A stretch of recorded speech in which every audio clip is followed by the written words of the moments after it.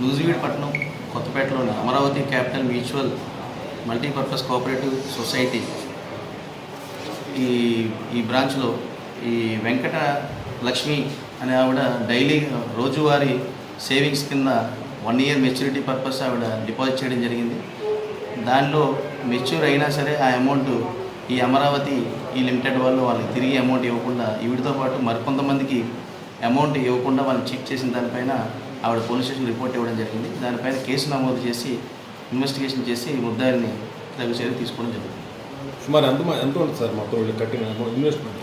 సుమారు ఈవిడికి వచ్చేసి 1,10,000 వరకు అమౌంట్ ఇవ్వాల్సి ఉందండి. మిగతా వాళ్ళు కలిపి దగ్గర 17 లక్షల వరకు చీట్ జరిగినట్టుగా ఆవిడ చెప్తుంది. మనకు ఆవిడ చెప్పిన దాని ప్రకారం అయితే సుమారు 35 మంది ఉంటారని మాకు తెలియజేయడం జరిగిందండి.